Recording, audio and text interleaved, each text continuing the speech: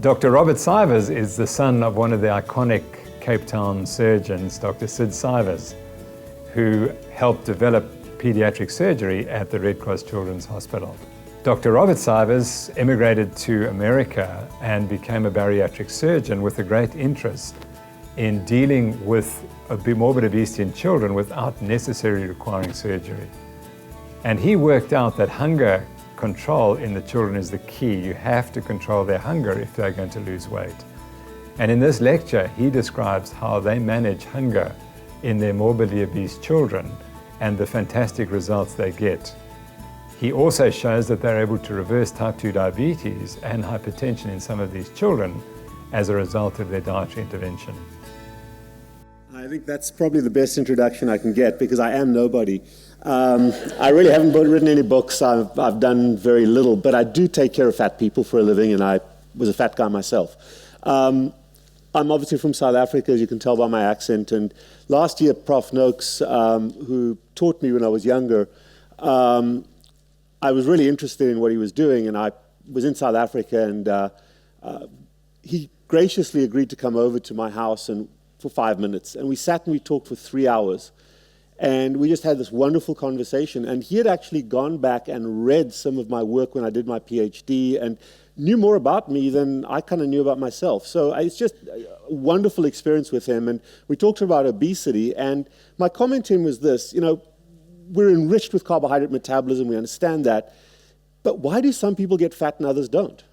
What defines a fat person and what defines somebody? Because we all got exposure to the same carbohydrates. So how does that work? And he said, you know what? I'm putting on a conference in a couple of months' time. Come on over and you can give us your observations. So what I'm going to talk about today is why some people get fat and why others don't, and give you some insights into what happens. About 60 years ago, talks like this, the physicians of the day were wringing their hands about the rise in lung cancer and heart disease and emphysema, what we call CNCDs, chronic non-communicable diseases. And the amazing thing is, not only did they ignore tobacco as the culprit, when people said, hey, it might be tobacco, they were maligned and kicked out of their societies. Well, 60 years later, we're doing exactly the same thing. How do I advance this? There we go.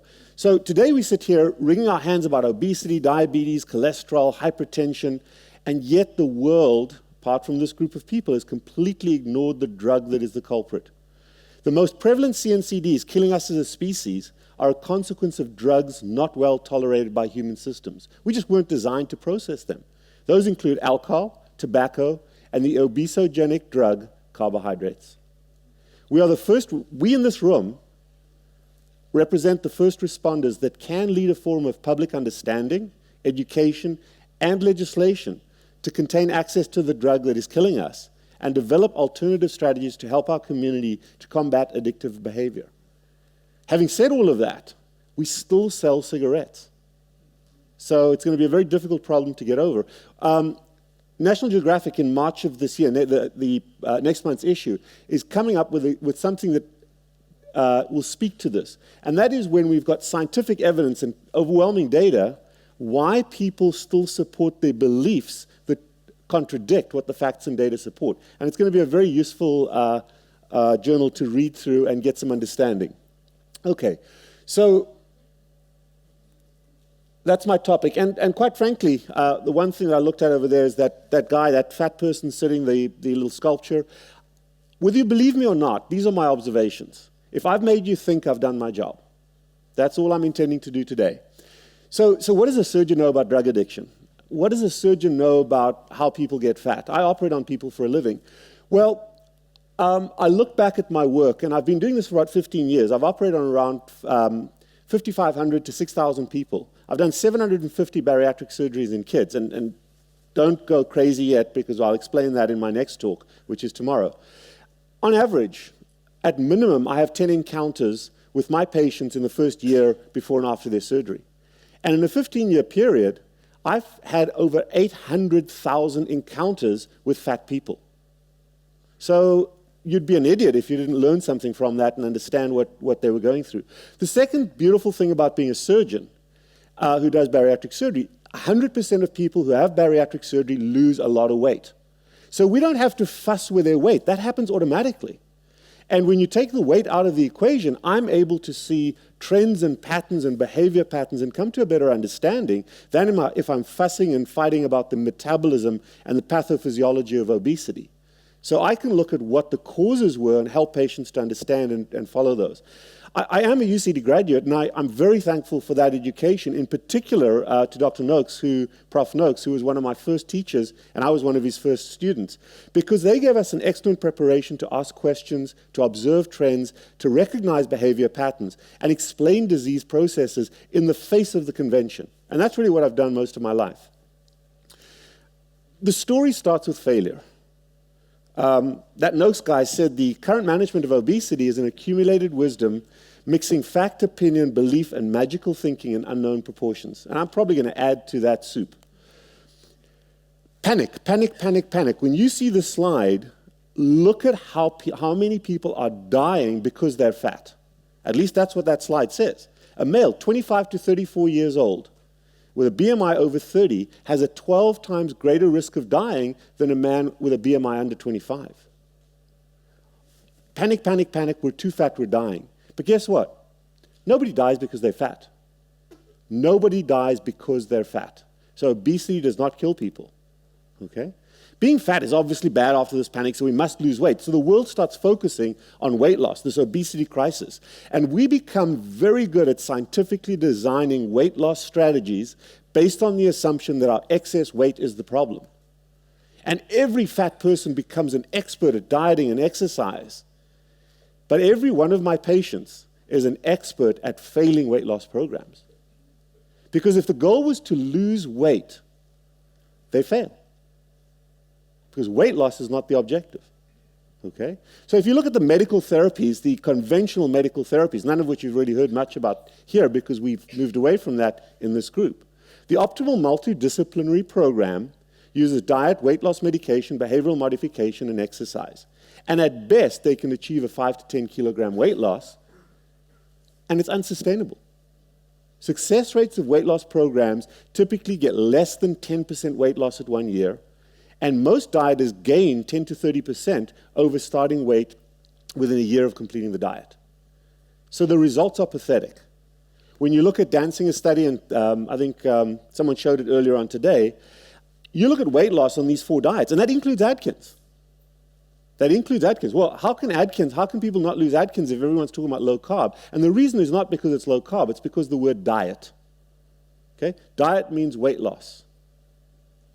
And if you look at those results achieved, first of all, very few people could stick to them. And secondly, if you look at the weights, and I apologize that it's in pounds. I know it's archaic, but that's what we deal with in the US.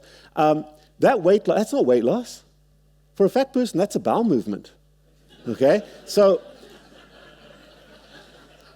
we've got to do something differently. Now, in surgery, even in surgery, 58 to 60% of people fail surgery. Remember I said 100% of people are going to lose weight.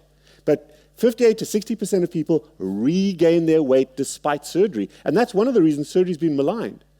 And the most common reason why people fail is not because they don't understand lifestyle changes. Nobody ever tells them what the hell to do. So they try the conventional diet and exercise, they're experts at failing, they marry that to their surgery, and they fail. They lose the weight and they gain it right back.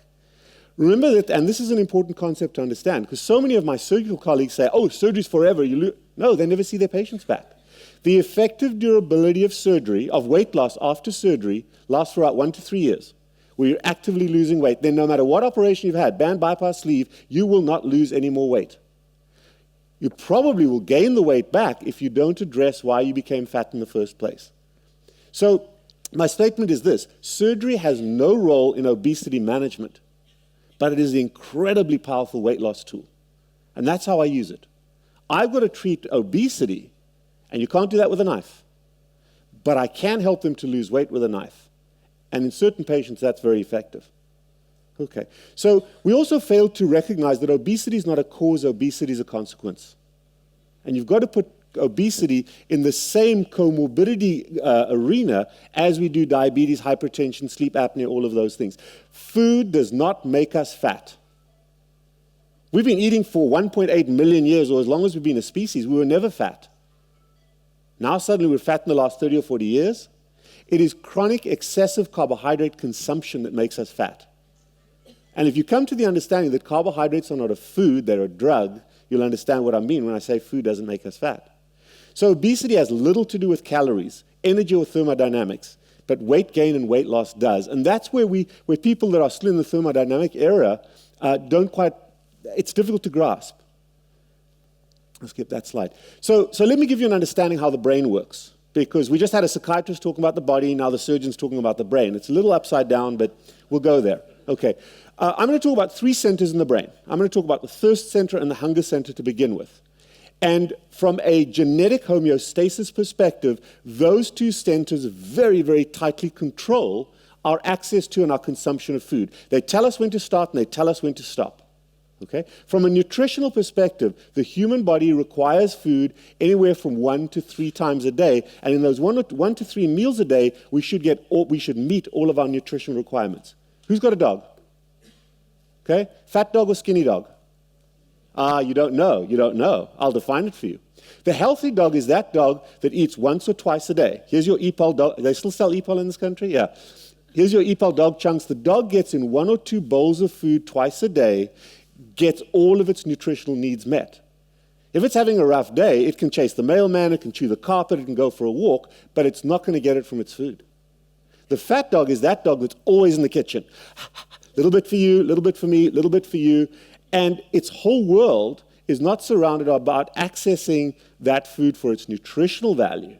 It's doing it for pleasure. It's doing it to handle its emotional needs. Yes, dogs have emotional needs. So the thirst center and the hunger center very, very tightly control our eating behavior, and it will not let us get into trouble, and that includes getting fat. So let me give you an example of that. I love cow. I'm a big steak guy, okay? So think about this. Well, let's back up a little bit. Let's go to the thirst center. It's a little bit easier to understand. Think of yourselves. If you are really, really thirsty right now, and I put a case of water, 24 bottles of water in front of you, how much water can you drink at one time? I can drink 1 or 2 bottles of water. I don't decide how much water I'm going to drink, but I know I'm thirsty, and I start drinking, and as soon as my thirst is quenched, I stop. I didn't make a decision, and I can't drink more. Do it. Do the experiment. I cannot drink more water. I'll drink 1 or 2 bottles, whatever that volume is, be halfway through the second bottle, I'm done. My brain, my thirst center has shut me off. However, and I did this experiment for you guys a couple of weeks ago, if I'm really thirsty and you put a case of beer in front of me, I can drink the whole case. I didn't do it. I did that at university. But you can drink the whole case. By volume, it's the same volume. Why can I drink only 1 or 2 bottles of water, but I can drink a whole case of beer? They're both liquids. And here's the reason why. The alcohol in the beer has an incredibly powerful endorphin-releasing property. It makes me feel good. I feel great. And I have to put a constraint on how much alcohol I'm going to drink. I'm going to have 2 bottles and I'm going to stop.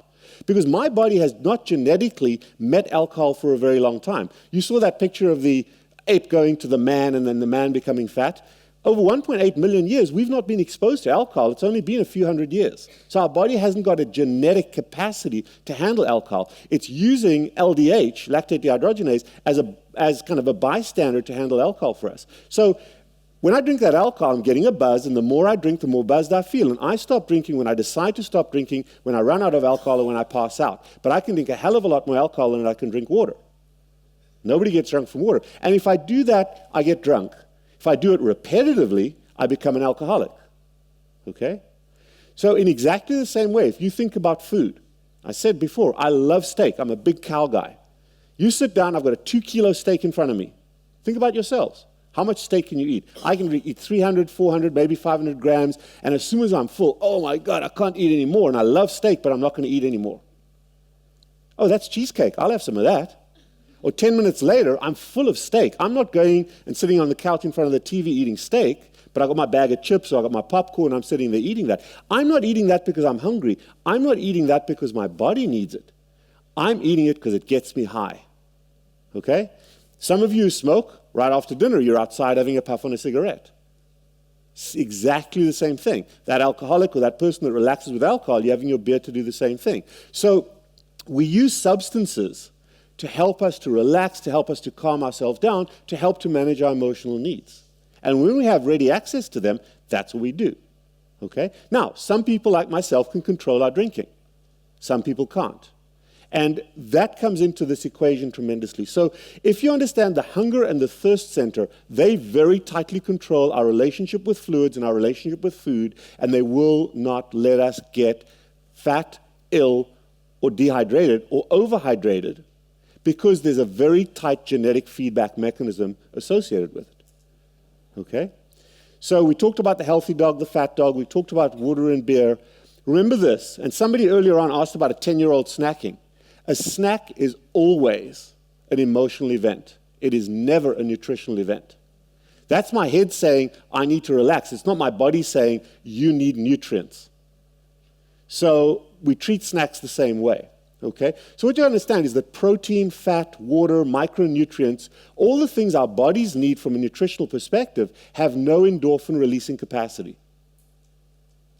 But carbohydrates and all sugars and starches, no matter what form they take when they go in this hole, they all get us high. You may get drunk quicker on whiskey than you do on beer, but an alcoholic should avoid both. Okay, so there is the endorphin system. Now, the endorphin system, the endorphin center, is a vital center to being human. Because here's the way the brain works. The human brain is able to focus for around 20 to 30 minutes at any time, and then it needs a break. And that endorphin system, when it's activated, is the source of that recalibration of the brain. So no matter who you are, you've all got a system of endorphin activation. And most of you have a variety of systems. Some of you love to play golf, some of you play cards, some of you go to church a lot, some of you are alcoholics or you smoke, some of you love to run or exercise. All of those things are powerful endorphin-releasing agents. And even if I'm thinking about the run that I have to do tonight, just that little mind break gets me back on track. But about every 20 to 30 minutes, your brain needs to take a break. That's why smokers smoke about 20 cigarettes a day. If you time that out, they're getting that break every 20 to 30 minutes. On average, they're smoking 20 to 30 cigarettes a day. Nobody smokes 20 cigarettes at one time. We distribute them throughout the day, and by the end of the day, you've smoked 20 cigarettes, okay? So, and you're always, even if you don't go for that cigarette, you're always thinking about it. Your mind's always going toward that. But who smokes in the room? You can put your hand up. I'm not going to beat you up. Yeah, where are your cigarettes? Right, of course. So what an addict does is they surround themselves with easy access to our food. When I was fat in my office, I had a case of Coke in my office, and I had a bag of M&Ms just for comfort in the cupboard, right there in my office. And between patients, I'd have a couple. I never drank Coke. I'd have 2 or 3 sips, put it down. Next patient, 2 or 3. By the end of 50 patients, I drank a case of Coke a day. There was no magic to my obesity, okay? But I wasn't using it because I was thirsty. I was using it to relax between patients. But we surround ourselves with it. We have easy access to our drug of choice.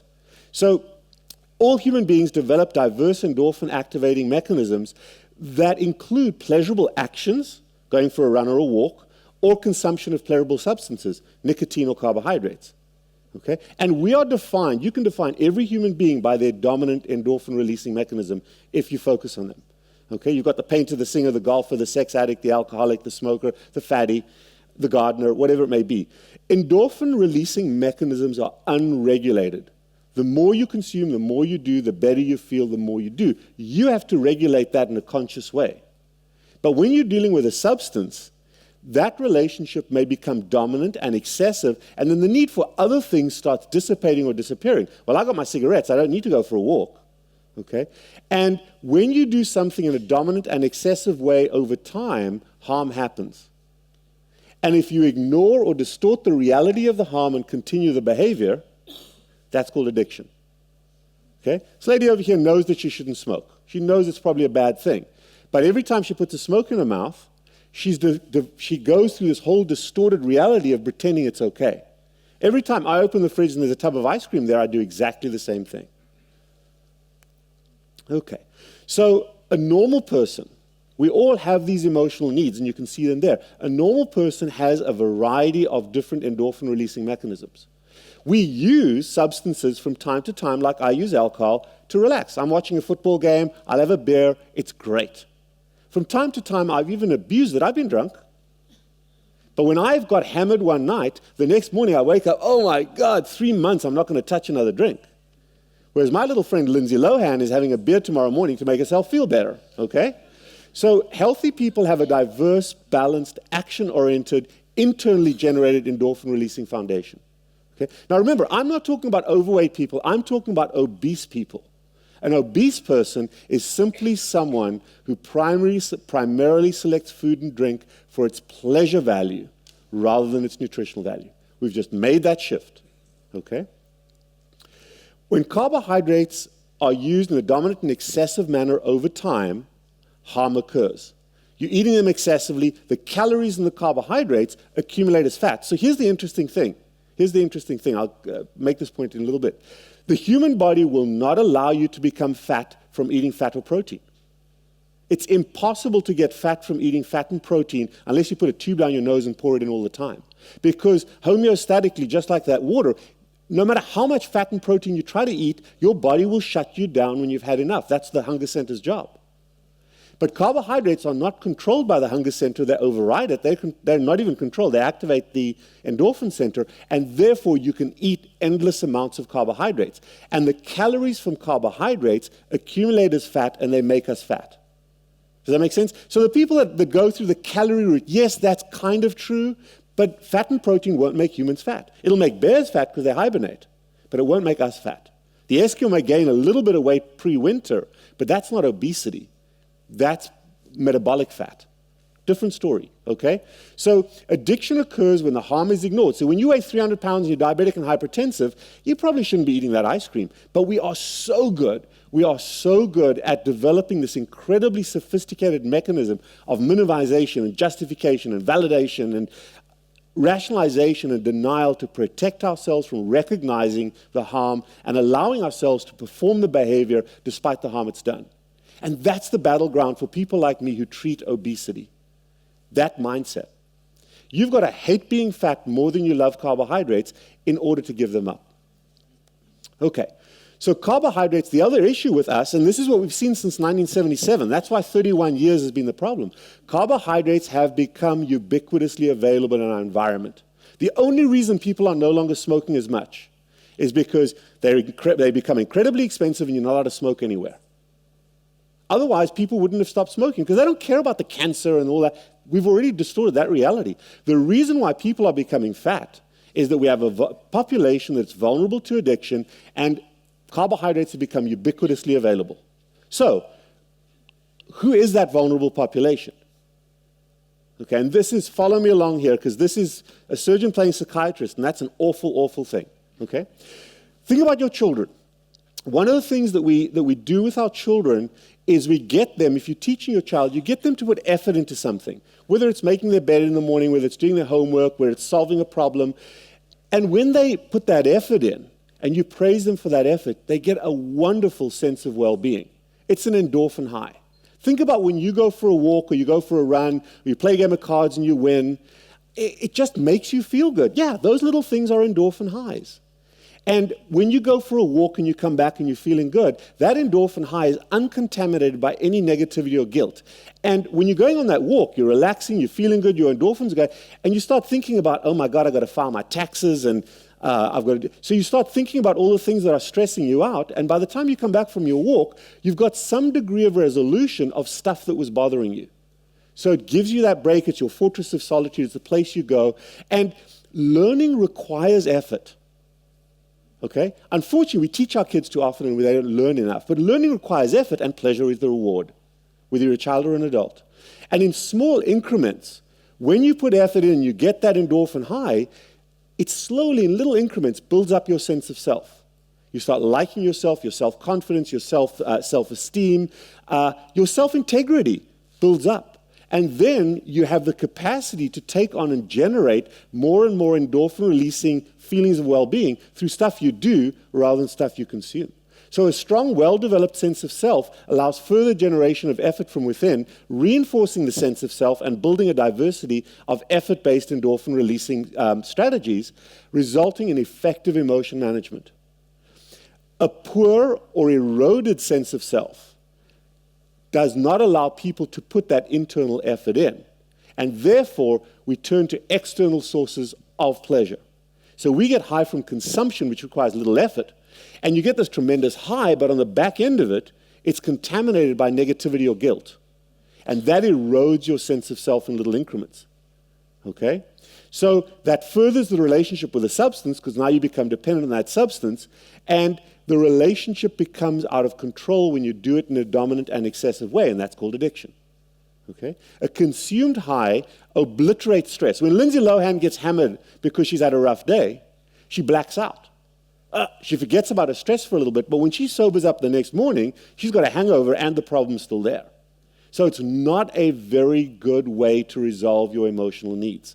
And that process often results in psychological disturbance, ADHD, anxiety, depression, addiction. There's hardly a child in America that isn't on Ritalin.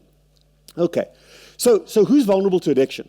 Who's vulnerable to that state of affairs? And there's clearly the catastrophic events. Sandy Hook was when that guy went into the school in Connecticut and shut up the school. Well, you can imagine those. Why did I survive? Why didn't he kill me? A lot of psychological stuff going on with those 5, 6, 7, 8-year-olds. They're vulnerable to this. Same thing with stepdad is now in the house with a teenager and has a unwanted sexual relationship with that girl, and she starts blaming herself. So we see that from time to time when we talk with our patients. It's not an uncommon story. And you can understand how erosive that is to our self-esteem. But the most common thing, the most common place I see it is with parenting. Okay, I'm a parent, and this is why obesity is not a genetic thing, but it does cross generations. We get raised a certain way, we become that person, and then we raise our kids the same way. And there are different parenting styles. And the two parenting styles that create a vulnerability to addiction are the first group, the permissive or the hedonistic group. And all of you know these people. These are the happy-go-lucky people that just life is a blast and they do whatever is pleasurable and fun. Rules for these people are speed bumps. You know, I should go for a walk right now, but it's windy outside. There's pizza in the fridge. Let me sit down and eat that. And those kids, for example, are, Johnny, you know what? This broccoli is good for you. You need to eat your broccoli. Yeah, Ma, I'll eat the broccoli. But Mom, there's pizza in the fridge. Can I eat a slice of pizza tonight? And I promise you tomorrow, I'll eat 2 pieces, I'll eat double the broccoli. And obviously tomorrow never comes. So in that family, there's a lack of structure, and they never find an opportunity to put effort in. Whenever effort is required, they walk away from it and divert away from it, so they never give themselves the opportunity to invest effort to build a sense of self. So their self-esteem is kind of on the low side, and they tend to turn to substances to deal with their emotional needs. And there's just a lack of structure and a lack of focus. They're actually pretty easy to treat because you create the structure, you create the rules, and they actually do pretty well as a group of people to manage, whether they're kids or adults. The authoritarians are very tough, very, very tough. These are typically the skinny mom with a fat child. Now remember, these parents want their children to do well. These are not bad parents, but these are the parents that really want their kids to do well, and they are result-focused rather than effort-focused. So they care about the result. Look, Mom, I studied really hard for my math test. I got an A. I came second in my class. Well, that's good. What question did you get wrong, and who came first? Okay? So instead of praising the kid for the effort, they look at the part that wasn't done, and they remove that pleasure rather than focusing on it. In the obese kid, that's the one where you say, you know what, Johnny? Broccoli is good for you. You are going to sit down. You're going to eat this broccoli. I was at a conference today. Here, sit down and eat it. And John, oh, God, Mom, I hate broccoli. Well, sit down and eat it. And Johnny sits down there and he strangles down the broccoli and he finishes his plate. My God, that took you a long time. Off you go. So there's no return on the investment of the effort. There's no pleasure. And in fact, that is an eroded sense of self because they're looking at the result rather than the effort. So Johnny goes off to his room. And what's under his bed? The Snickers bar. Okay? Because that little friend is always there. It's non-judgmental. It makes me feel good. And screw you, Mom, I ate my broccoli as well. The right way to raise a child is in an authoritative way. That is where you set strict boundaries. You set strict boundaries, but you give the child ownership and choice within those boundaries. Johnny, I want you to eat a vegetable. We have a choice. So the rule is, boom, you're going to eat a vegetable. You have a choice. You can eat broccoli, carrots, or peas. That's all we have tonight. Which one do you want? You're giving him ownership of his choice. All right, Mom, I'll have broccoli. I'll eat some broccoli tonight. Okay, here's your broccoli. Here you go. And Johnny eats half the plate. Great job. You did fantastic. Off you go and play. It doesn't matter that he didn't finish it. The result doesn't matter. He put the effort in. You've praised him for the effort, and off he goes. And that child is going to have a well-balanced thing, and he's willing to put effort into things down the road because they probably are going to make him feel good. He's also able to analyze. When he makes a mistake, he's able to deal with it rather than lie about it. And, oh, it was this person's fault, it was that. How many kids do we not see? Oh, this person's fault, the dog ate it. Blah, blah. Because they can't take ownership of their own mistake, and then they never process through their mistakes. Okay? So obesity is not genetic, but it is transferred across generations by that method. And when you're treating fat people, you need to understand this, because if I treat an authoritarian patient in a permissive way, I lost them before I've even started. If I confront an authoritarian person, I've lost them as well. So you've got to be very sensitive to this, because it's about relationships. Okay, so we talked about healthy people having controlled snacking and carbohydrate use for endorphin release. Carbohydrates, for me, for a normal person, are like alcohol. Have a little bit, but it's not food, it's a treat. Don't drink water, don't drink alcohol because you're thirsty. Drink it at a football game. Have some chips with your football game if you're a normal person. But don't eat it as a meal, okay? There's a fat person, okay? So we're using carbohydrates and snacks to manage our emotional needs at the exclusion of all the others. And that's true for smoking and nicotine, it's true for drinking and alcohol, it's true for drugs, it's true for sex, masturbation, and porn. The porn industry that nobody ever watches, but it's a billion-dollar industry. Come on now. Okay? 40% of my adolescent authoritarian girls cut. You know what cutting is? Okay? They cut because it's a disturbed but very, very pleasurable high. Okay?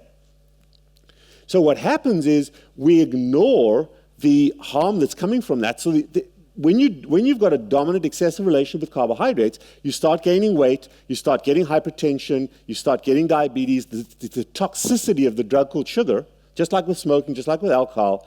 And what you do is you use your emotional needs to justify and validate the consumption of the ice cream. I've had a rough day, I need to smoke. Okay? So we ignore the harm and we validate and justify the cause.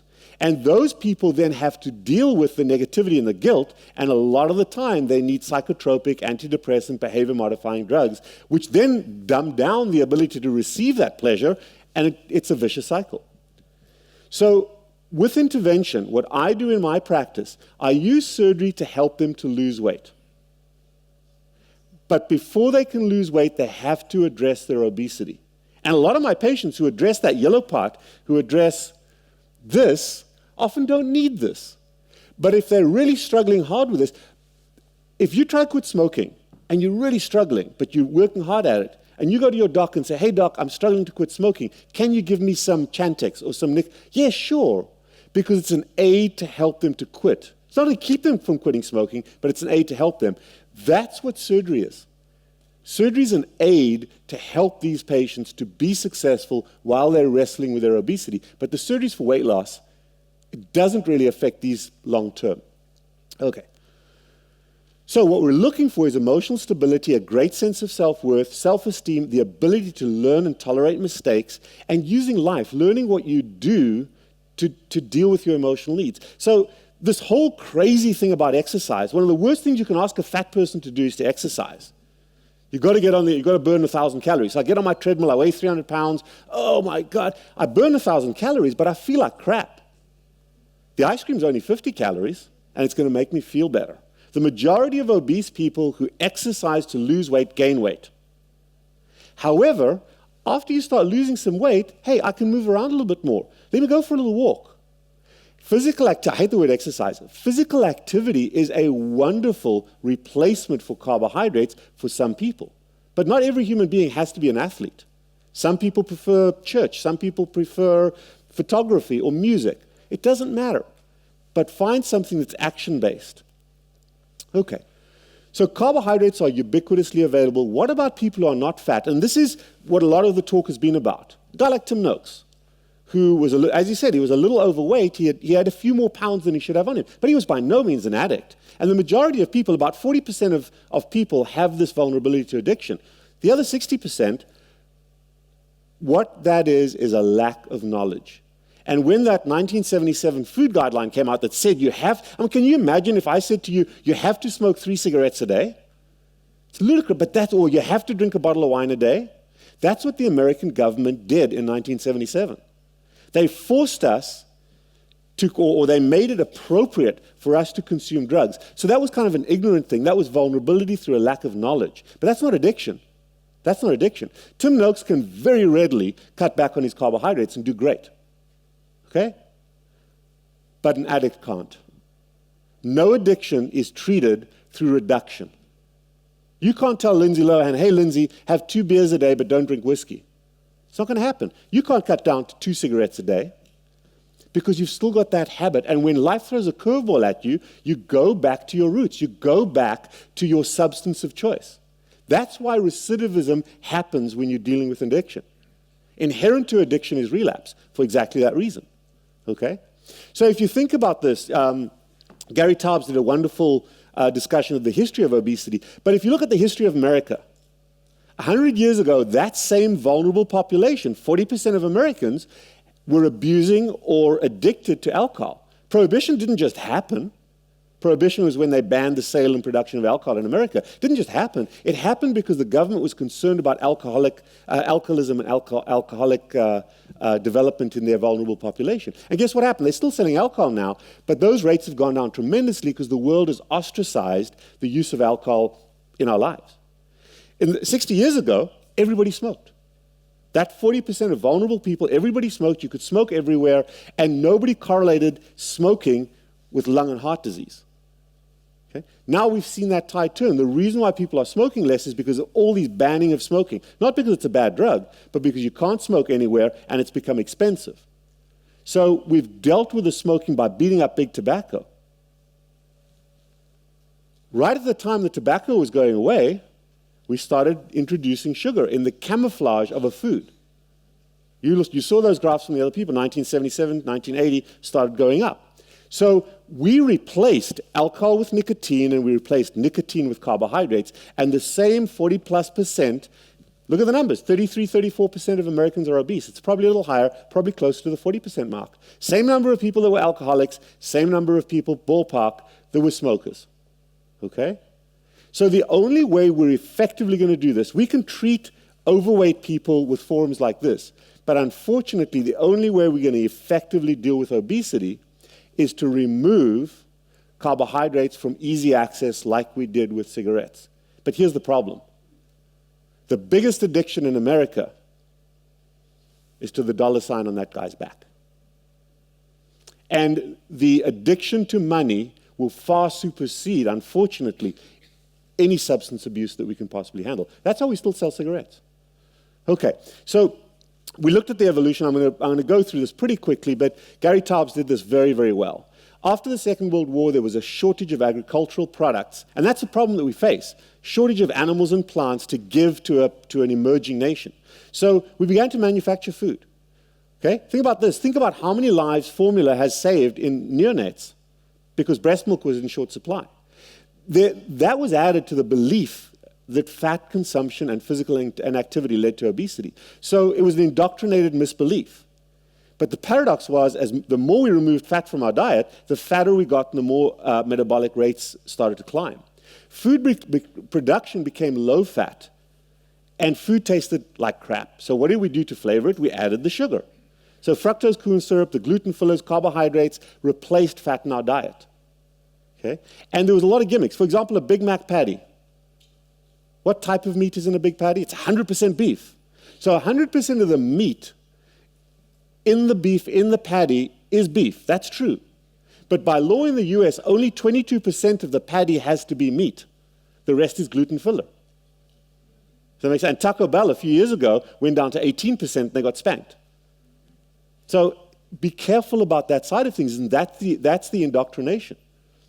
So we provided ubiquitous availability to a highly endorphin-releasing drug to ourselves and our kids. Okay? What's the average age a person started smoking? Average age kids started smoking in the 50s and 60s was 12 years old. What's the average age that an American child starts becoming obese? Between 2 and 4. Okay? So for the first time ever, society is condoning easy access and ready availability of a potent endorphin-releasing drug, carbohydrates, to children. We've concentrated manufacture of carbohydrates. We've made them very convenient, no preparation. Any child can open a bag or a pack.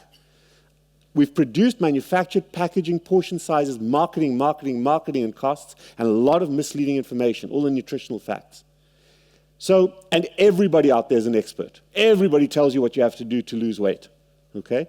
On top of the ready production and ready availability of an endorphin-releasing agent, we've also taken away the ability to do things.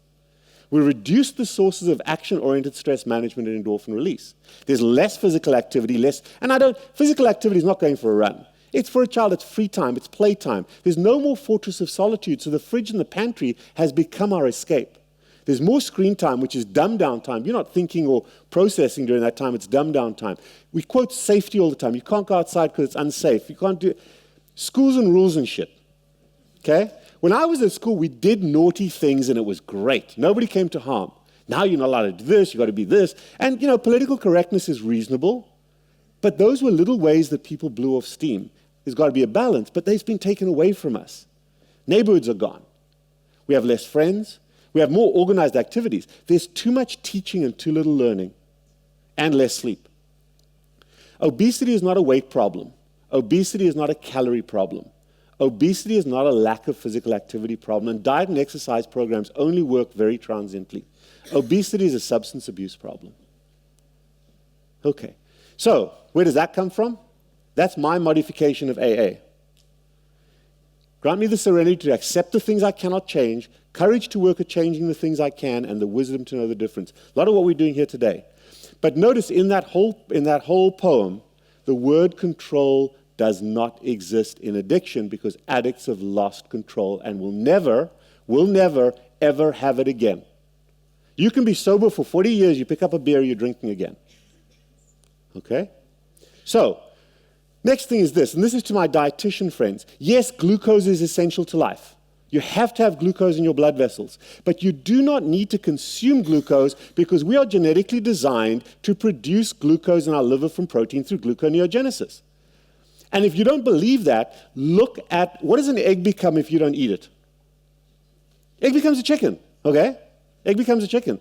So the first thing people will tell you, chickens are pretty healthy to eat. Oh, but eggs have got too much cholesterol in them. Okay? And the second thing is, oh, no, you have to have carbohydrates in your diet. Well, let's look at eggs. Okay, there's no science, this is not a double randomized controlled trial, but this is science. How much carbohydrate is there in an egg?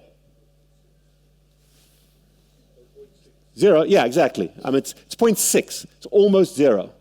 Almost zero, okay? So to all intents and purposes, 0 carbohydrates in an egg. So if carbohydrates were essential for life, an egg could not become a chicken. Okay? You don't, because that protein becomes the glucose through gluconeogenesis. The second thing is this, oh, there's too much cholesterol, you mustn't eat eggs, but chicken's healthy for you. An egg is nature's Rubik's Cube. It's a self-contained thing. You do this to it, you got a chicken. Okay? So how can the cholesterol in an egg be bad for you, but the chicken's fine? It's the same darn thing. Okay? That's not science, that's logic. And sometimes we defy logic with all these studies that we've got biased interpretation for and opinions about. Okay. So the other thing is, yes, there was a historical advantage to carbohydrate consumption when carbohydrates were in very short raw supply. We didn't get them. But now they've become redundant and harmful. And they are powerful endorphin activators. It's a hell of a lot easier for a child to go to McDonald's than to buy heroin or buy beer or get a cigarette. So the more you consume, the higher you get, the more you desire excessive carbohydrate consumption. Frequency and quantity result, because remember, you eat once or twice a day for hunger, but when you're dealing with endorphins, that endorphin system needs to be activated 20 to 30 times a day. So the average fat person puts stuff in their face 20 to 30 times a day. An M&M here, a little sip there, and it's so irrelevant, and we're so well at distorting it, we don't even count that. But you walk behind an obese person with a clicker, and I promise you it's true. How do I know? I'm one. Been there, done that. Okay? Had to acknowledge that to myself. The next thing is this. 70 to 90% of the total calories consumed by an obese person are in some form of carbohydrate. 70 to 90%. Remember, we need 0. Okay? So when you're eating that degree of carbohydrate, not only are you getting too much carbohydrate, but you're also missing out on all the other stuff. So guess what that's called? Malnutrition. No fat person is healthy. At minimum, they're malnourished. Okay. So the greatest challenge to conventional thinking of carbohydrates is to think of carbohydrates as a toxic drug aligned with alcohol, aligned with nicotine, rather than as a food. And think of obese people not as heavy humans, but as drug addicts. Because once we come to that understanding, then we can use drug addiction methodology to help obese people rather than diet and exercise. Historically, all the dietitians that I deal with in the US define food as being healthy based on what's attached to it rather than on the carbohydrate base. So for example, everyone will tell you chocolate chip cookie is really bad, but an apple healthy. Well, look at the carbohydrate content. An apple has significantly more sugar in it than a chocolate chip cookie. But they base it on a little bit of nutritional value that you have in there, okay? So what I tell my kids, the kids love this, forgive me for this. The people with dogs, have you eaten your dog poop yet? No? It's disgusting, okay? But what if I took that dog poop and I dressed it up really nice and I made it look pretty colors and I made it smell really nice and I put it in a pretty packaging? Would you take a little bite? No, you wouldn't. Well, if carbohydrates are dog poop, no matter how you dress them up, you're still eating shit, okay? So that's how I educate my kids, and those kids will be adamant about it. Because what I ask the kids to do is this: take an apple, tell me what the nutritional value in an apple is, and you know you're not going to eat the apple because it's got carbohydrates in it. Where can I get those same nutrients in foods not attached to carbohydrates? Vegetables and salads. There's plenty of places to get the nutrients that we attach there. For example, Special K, the protein bar. Everybody trusts Kellogg's. Everybody trusts Special K. 10 grams of protein on the front. Must be good for me. You flip it over, you take out your readers, you focus on the squint on the 28 grams of carbohydrates on the back.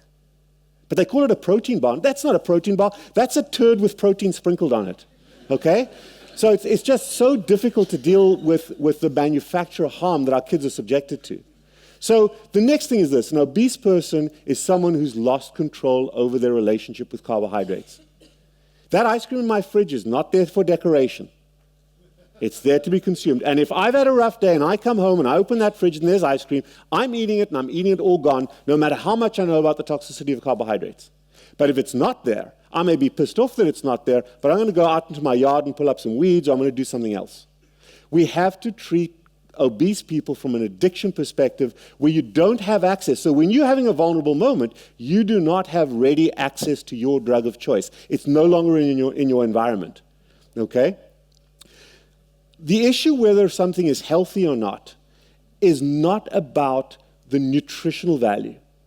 And here's my test for where I should eat something or not. If I come home on a rough day and I open the fridge and that thing is in my fridge, am I going to go straight for it even though I'm not hungry?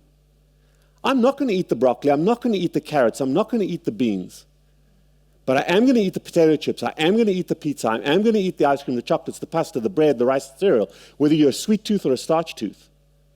So if you look at the carbohydrates in vegetables, they just don't get you high because there's not enough of them. You got to eat this big basket of vegetables to get the same amount of carbohydrate high you get in a little bun. Okay? So the way I judge a food is not from its nutritional value, but from its addictive value. Okay? Little bit of a different way of eating and drinking. I tell my patients, don't eat or drink anything unless you know what the total carbohydrate content is, and then decide whether it's healthy for you or not. If it doesn't have carbohydrates in it, knock yourself out. Okay? So can we provide the same nutrients without being attached to a carbohydrate load? And that is the job of my dietitian. My RD in my office teaches patients what they can eat, and we also use that red, green, amber model. Okay. So one of the next things to do is to understand the difference between hunger and the need to eat. Hunger is defined by the hunger center. That is when you, like thirst, when your body is lacking nutrients. When your body is in short supply of nutrients, it sends up this powerful biochemical response that has been genetically engineered for a long time. And those are the leptins and the ghrelins and all the molecules, all chemicals that have been so well studied, this GI hormonal pathway to the brain. That's what governs hunger. And that happens probably once or twice a day. Okay? The need to eat. How often does the need to eat happen? About every 20 to 30 minutes. I want to put something in my face. Okay? So remember what I said, a snack is always an emotional event, never a nutritional event. That's the need to eat. That's the, I need a buzz, I need a cigarette, I get it. I get that high from my drug of choice. We've coined the term a bridge. You still want to put something in your face, but if you're quitting smoking, it may not be the cigarette because you crumpled them up and you threw them away, but you're getting that stick of gum. It's a substitute. So don't tell someone don't eat anything, but put something in your face that satisfies the buzz, that satisfies that need to put something in without causing you harm. So in the low-carb thing, in the low-carbohydrate diet, you may say, hey, I have a piece of biltong. Have some nuts. But I'll tell you that snack is for its emotional value, and it has calories in it. So you're consuming calories for your head, not for your body, even if they're not carbohydrate calories. And while you're not going to gain weight with that, you're not going to lose weight very rapidly because you're popping calories into your mouth on a regular basis. Remember, your body won't allow you to gain weight with protein and fat, but it also will not allow you to lose it if you're putting it in your mouth all the time. A bridge is something you eat or drink that contains no calories. So that might be, someone was asking about the Diet Sprites and the Diet Cokes, and that might be a bit of Diet Coke. For me, it's coffee, because I didn't want to eat the aspartames and that kind of thing. Cup of coffee, or some celery, something that contains no calories that gets you over that need. And it's a bridge. Nobody chews gum forever when they quit smoking, but it's during that transitional, maybe 6 months to a year, that first 6 months to a year. Portion control is a ridiculous concept. My body needs food. It's a machine. My body will tell me when I've had enough steak. My body will tell me when I've had enough water. I don't have to predetermine that. So I don't do portion control at all. But I do frequency control. Eat when you're hungry. My assistant, Jennifer, breakfast is a significant nutritional event for her. So she eats breakfast. I haven't eaten yet today. I'm still alive. I haven't eaten yet today. Okay? Because I haven't had a nutritional event yet. Now, am I going to eat a big dinner? Sure. But eat when you're hungry. And that's typically once or twice a day. When you're not carbohydrate dominant, that hunger goes away. Okay? Do not use your weight loss as a measure of success. And this is a big deal because this is where surgery comes in. Okay? When you remember homeostasis, when you remove the carbohydrates from your life, you cannot become fat. If you're eating protein and fat, you cannot become fat because your body will stop you. However, you also won't lose a lot of weight very quickly. Because remember, your body is maintaining that homeostasis. And when you're eating a decent chunk of food a couple of times a day, it's going to take a while for you to lose the weight. But within a week or two, your diabetes goes away, your hypertension goes away, your sleep apnea gets better, your PCOS goes away and you become pregnant. All of those things change very rapidly because they are a direct toxic consequence of carbohydrates. But your excess weight is an indirect consequence because it's an accumulation of the calories that you got from the carbohydrates. Remember, being fat is not sugar. That's fat. This is fat. This here is fat. I still have to burn through that. And if I'm eating my daily nutrients each day, part of that is the energy I need each day. So I've got to actually undereat in order to lose the weight. Some people struggle with that. That's where surgery comes in, to help them to be successful. Okay? So don't focus your patients on weight loss because we get very disillusioned if we're not losing weight. Because every diet that we failed, the objective was to lose weight. But they start looking better, they start feeling better, they start functioning better. That's where the focus is. So we have to understand that carbohydrates do have a vital but harmful role in a lot of people. They are a poor source of nutrition, but they keep us alive. They are a poor endorphin-releasing agent, but they keep us sane-ish. Okay? All my patients are crazy. It's just a question of how crazy they are. So when you're dealing with addiction, you don't want to just take the drug away. Don't just quit smoking. Because people who successfully quit smoking, what's the common bad thing that happens to them? They gain weight. Because they're so focused on not smoking, they've given up the nicotine, but they substitute carbohydrates for nicotine and they gain the weight. They do a drug transfer. So inherent to addiction management is not just the removal of carbohydrates. When you go low carbohydrate and you start that diet, you've got to replace its role in your life with other things. And there are two roles that it had. It has a nutritional role. So you need to be eating the fat, the protein, the vegetables, and plan those meals, 1 or 2 or maybe 3 meals a day, where you're satisfying your nutritional needs. But the other thing you want to be able to do is build up a repertoire of action-based endorphin-releasing mechanisms. Maybe start going for a walk, maybe start thinking about a holiday, maybe start learning to play the guitar. I don't care what those things are. But if you don't do the replacement, bad things are going to happen. Or you are going to go backwards. So remember, when you're dealing with addiction, you cannot restrict their access to their drug of choice. You got to remove it from their lives because there is no control. Okay? And the greatest problem with diets is recidivism, whether it's low carb, whether it's anything, and I don't like the word diet. Removal of carbohydrates from our environment is the objective, to restrict easy access. The next thing is, I'll give you an example. When you go into a restaurant and you're hungry and you sit down with a menu, in America, what's on that menu? When I read it, it's crystal meth, crack cocaine, marijuana. There's not a food type because of the food plate that doesn't contain carbohydrates. So if I'm sitting there, I'm vulnerable, I'm probably going to eat some form of carbohydrate. That's a choice. So an addict cannot make choices. Okay? Shouldn't I eat the ice cream in the fridge? Hell, of course I'm going to eat it. A decision is something you make before you have to make a choice. So before I go into a restaurant, I know exactly what I'm going to eat. I tell them, no bread on the table, I'm going to have the chicken on the spinach. I do not have ice cream in my house. Because if I go there, I may not eat it tonight, but tomorrow, the next day, we're going to eat it. So you remove that from your environment. Make decisions, not choices. The second part is to replace the role, as I said. Because the quality of food, when you're eating, from a nutritional perspective, you want to replace the carbohydrates with their attached crap with food that has health benefits without any harm. The same thing from a frequency perspective. No snacking. You can put bridges into play and always have your bottle of water or your bridge close to you for that transitional time. Okay. Inherent to addiction management is relapse. Have a plan for helping people. Okay, because the first thing they're going to do is deny, distort, or trivialize or minimize the reality they screwed up. Oh, it was just a little McFlurry, I didn't gain any weight. No, it was a mistake. It was a mistake. OAC, ownership. I had a problem, I own the problem. I'm not going to beat myself up about it. It's not about negativity. You didn't do something bad, you didn't fail. I made a mistake. What the hell happened? I was driving home, I had a rough day, I stopped at McDonald's, I bought a McFlurry. How do I fix that? How do I correct that? Well, guess what? I'm not going to carry money on me today. Don't have money, McDonald's is not going to give me the McFlurry. That's a personal story. But help people to go... Help your patients to have ownership without beating them up. Oh, you were bad, you cheated, you could... No. I made a mistake. How do you fix... Because that's learning.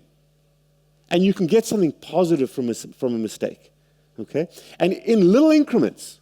When you start doing things, you build up self-esteem. And as your self-esteem strengthens, you're willing to take on more fun things. You're willing to go and jump out of an airplane. You're willing to fly somewhere you haven't been before. You're willing to do fun things. Oh, and by the way, you're going to lose weight. It kind of happens vicariously, but the goal is not to lose weight. The goal is to get into bed at night and feel great.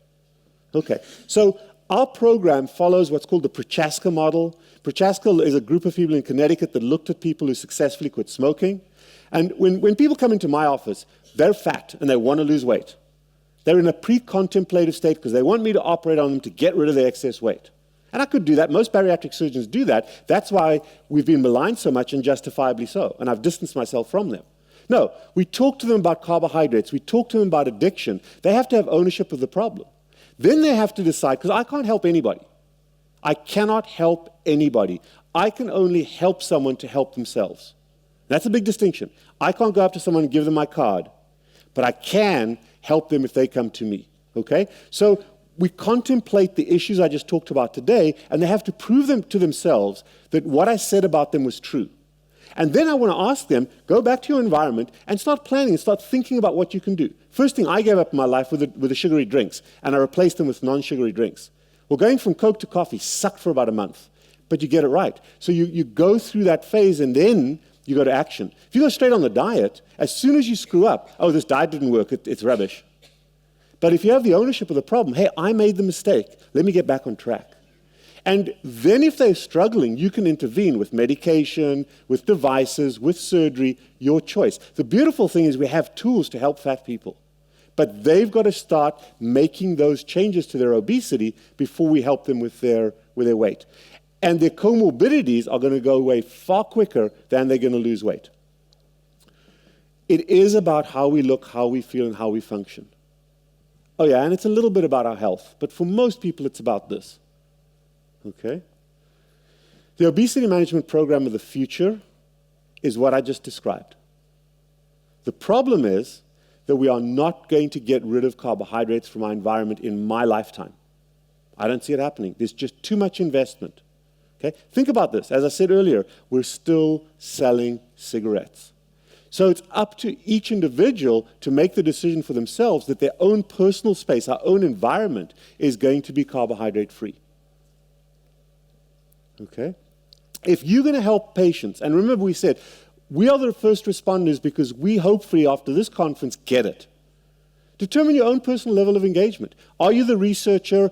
Are you the person like me who's in the trenches dealing with obese people all the time? What is your personal level of engagement? Do you work for Health Canada? And are you going to sit there and continuously batter away at them until they come to terms with it? What is your level of engagement? Develop a substance abuse strategy.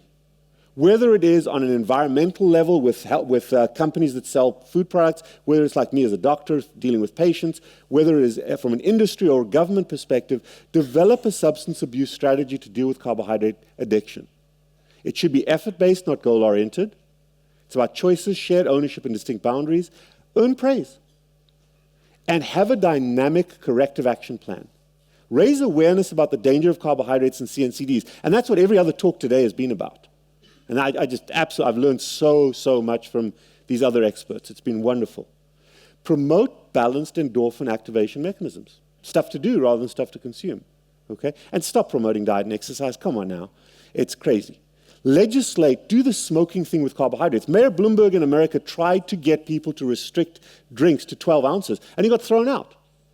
Just like the first time they said you're not allowed to smoke in this part of the restaurant, you're only allowed to smoke in this part. Huge outcry. ACLU, civil liberties went crazy. Now, we ban cigarette smoking on a campus and nobody bats an eyelid. Okay? CVS stopped selling drugs and everyone says, good job. They did that 20 years ago, they would have been out of business. Okay? Help raise awareness. This young girl is far more likely to die of obesity than of breast cancer.